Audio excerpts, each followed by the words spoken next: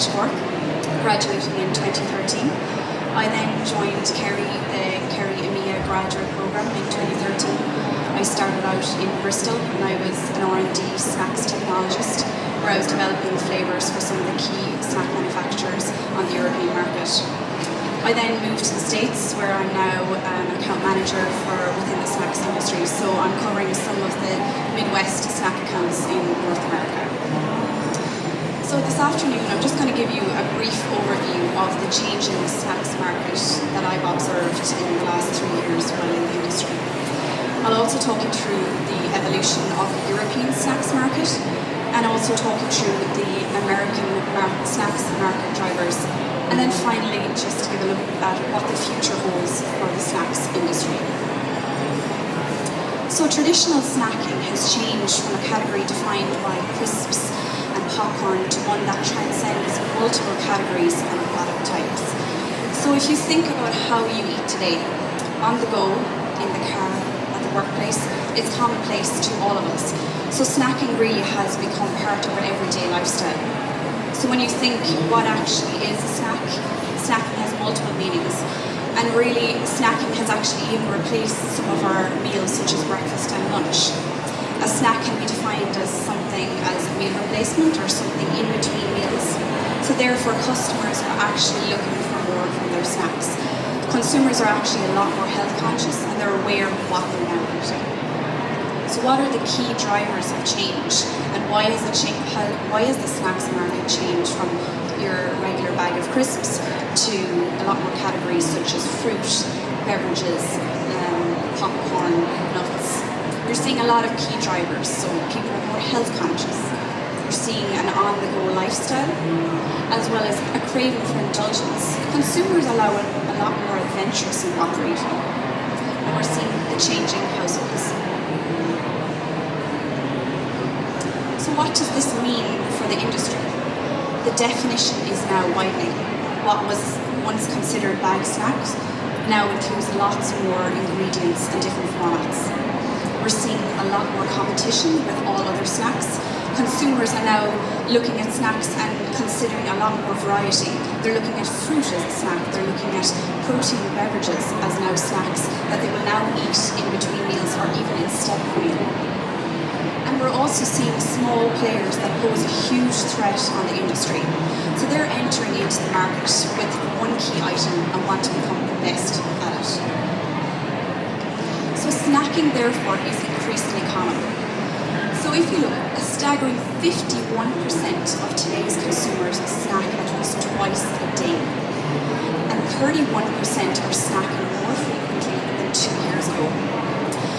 US consumers eat at least 2.3 snacks every single day. And here on the Irish and the UK market, we snack 2.55 times a day. So therefore, we really love to snack. So what's the value of the snacks industry? If you look at North America, $124 billion worth of sales are from the snacks industry. And of that, salty snacks are making up $28 billion. Here in Europe, $167 billion worth comes from the snacks industry, and of that, confections makes up $47 billion. So really, it's massive value in the industry. So then, just a study from Nielsen, we looked at the top 10 favourite snacks. If you look globally, not surprisingly, chocolate comes out trumps at 64%, then followed on by fresh fruit, vegetables, biscuits, and sandwiches. If you look at here in Europe, surprisingly to me, fresh fruit actually came out on top at 62% as the favourite snack, and then followed on by chocolate, cheese, yogurt, and vegetables. In North America, really isn't surprising to me living there. Crisps is the favourite snack, followed on by chocolate, cheese, biscuits. So then I'm just going to delve a little bit deeper into what the European snacks market looks like today. So the European bagged snacks market is worth a total of $29.7 billion in 2015. And of that, 35% of the category makes up crisps, worth $10.1 billion. Now, although it's the largest subcategory, it's actually a very, very saturated market and shows no growth between 2015 and 2020. We're seeing growth by 2.5% in Western Europe in other areas where consumers are looking for healthier alternatives. So you're seeing the rise of fruit snacks, nuts, and other products which really relates to seeds, peas, fruits, and often trail mixes. So then, just looking what are the key drivers on the European market, we've pulled out 3 of the key drivers. One being health and wellness. So really, as a nation in Ireland, we're actually becoming a lot more health conscious. And I suppose this move away from crisps, people are actually looking for healthier alternatives when they're looking for a snack. And you're seeing the rise of things like popcorn, which seems to have a healthier halo with an increase of 14% in 2014. Taste enhancement is the next driver. So consumers are actually a little bit more adventurous in the types of flavours that they're looking for. Futuristic formats, I suppose, is a move away from crisps and popcorn, and people are looking for different and unique types of bases. They're looking for premium indulgent snacks and then often nutritious snacks. You're seeing the rise in nutritional bars that people will eat on the go for that convenience factor.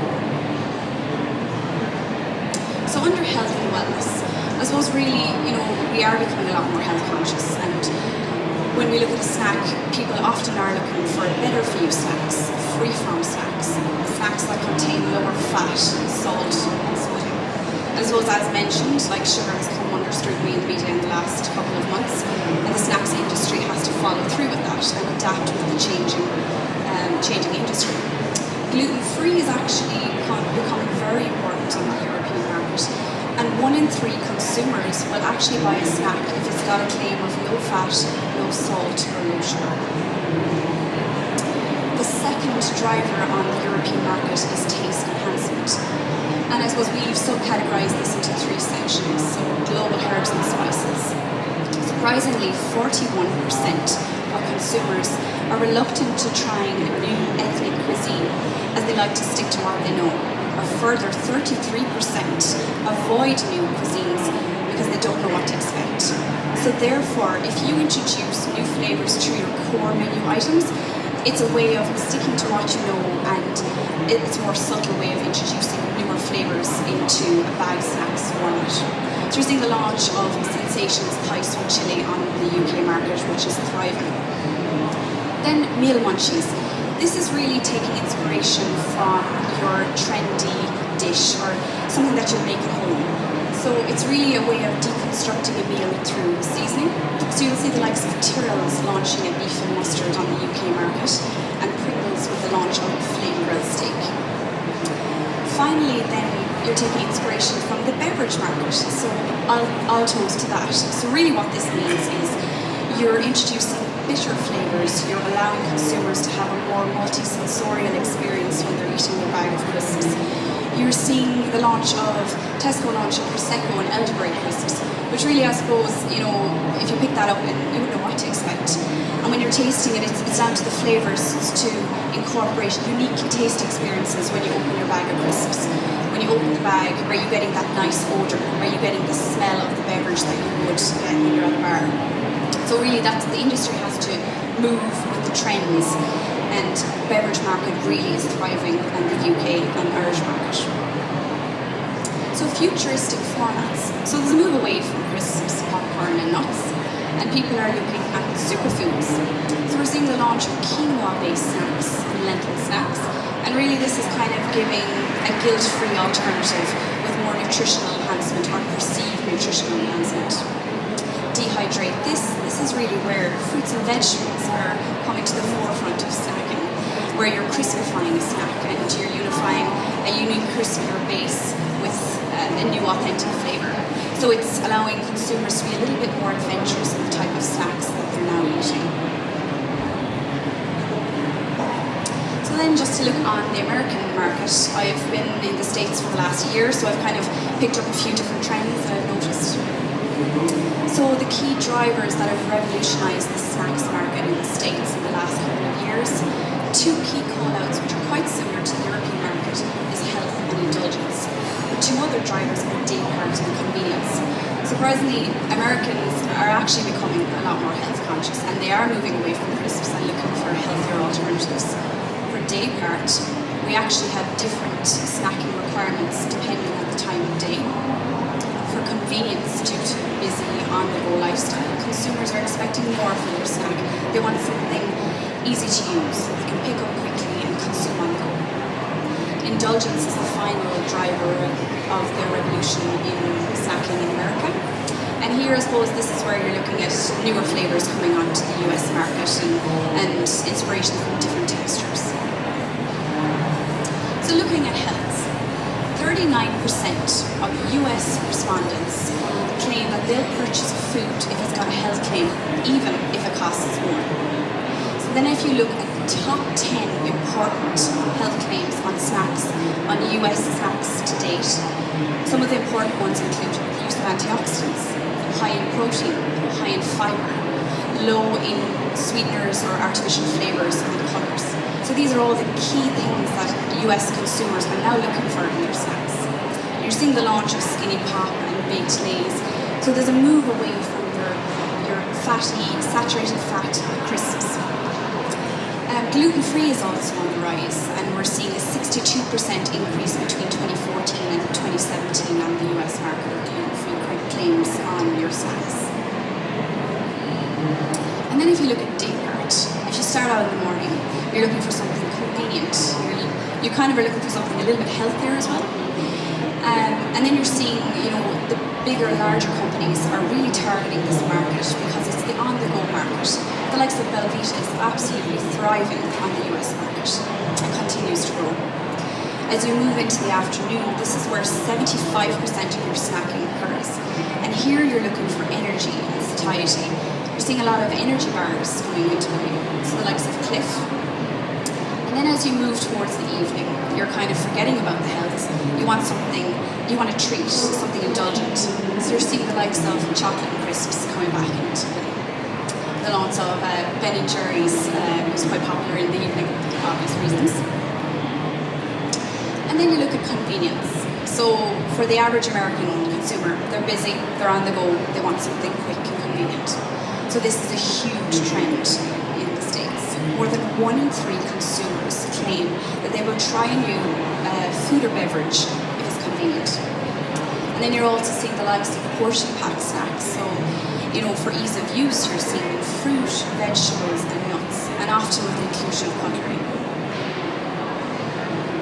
And then finally, if you look at indulgence, if you look at the US market, the top 2 flavor trends still remain to be sea salt and cheese. They're not really that adventurous when it comes to flavors in comparison to us Europeans. But we are seeing the rise of spicier flavors such as sriracha and chipotle.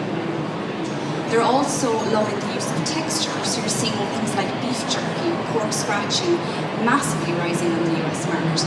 And really, why they're rising is because it's premium indulgence. People think it's a better for you snack, or that it's more indulgent because it's added texture in comparison to a bag of popcorn or crisps. So then looking ahead, what does the future hold for the snacks industry? So really as an industry we need to evolve and innovate. We need to think about the consumer's shift in their mindset and how are they now thinking about snacks. They're moving away from crisps and they're becoming a lot more health conscious. So we need to align with snacking occasions and day part. What are consumers requiring in the morning, in the afternoon and in the evening? And how does the industry evolve and adapt to these requirements? And then we also need to marry flavour and format expectations. Look at new ethnic cuisines. How do you excite the consumers to try a new product in the market? And then also we need to have alternative bases and alternative production processes. How do we reduce fat, sugar and salt in all of our snacking products? So thank you very much. I'm the last speaker. I'm probably all very tired. Any questions, please?